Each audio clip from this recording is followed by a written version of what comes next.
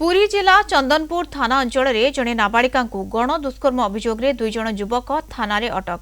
नाबालिका संपर्कीय दादा और अन्य जड़े संपर्कीय भाई को अटक रखी पुलिस पचराउचरा चलाई।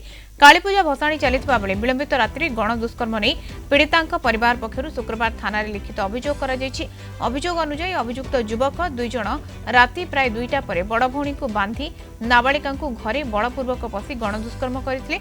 घटना संपर्क में नाबालिका जनक मां को जणाइथिले। पर स्थानीय लोके घटना को चापिबा पई नाबालिका परिवार उपरे चाप प्रयोग करथिले। हेले नाबालिका निज मां सह थाना को आसी अभियुक्तों विरोध में लिखित अभियोग करिसेंती। घटना रे एसडीपीओ रवि नारायण भंज एवं फोरेंसिक टीम घटनास्थल को जाई तदंत आरंभ करिसेंती। अभियोग को भित्ति करी चंदनपुर थाना रे गण दुष्कर्म मामला रुजु होईछि।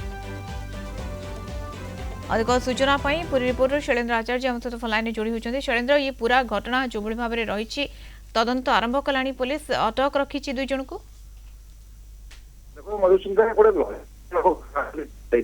कारण पुरी जो प्रसिद्ध रही वीर गोविंदपुर माँ दक्षिणांतरिक पीठ से भसाणी शोभा रही से दिन घरे जो नाबालिका बापा से भसाणी शोभा आसी घरे 2 जण भूमि ही थे तार सुजोग नहीं जो संपर्क दादा रही जड़े भाई रही बड़ भौणी को बांधिक नाबालिका दुष्कर्म कर चंदनपुर थाना गतकाली लिखित अभियोग कराइला।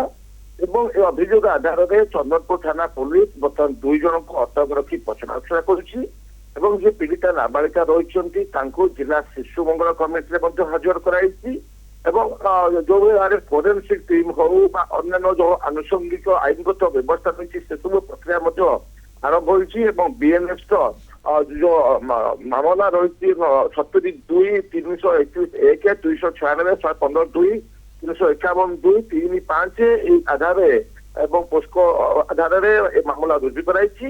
सब लज्जाजनक घटना होते गोटे प्रसिद्ध दक्षिणांतरिक पीठर भसाणी शोभा चलता से समय व्यापक पुलिस मुतयन थे वीर नरसिंहपुर दक्षिण भोईसा जो घटना घटी समस्त आश्चर्य कर पुलिस चंदनपुर थाना पुलिस घटना तदंत कर खूब शीघ्र अभियुक्त जो डाक्तरी माइना कोर्ट चालान कर पुलिस जन।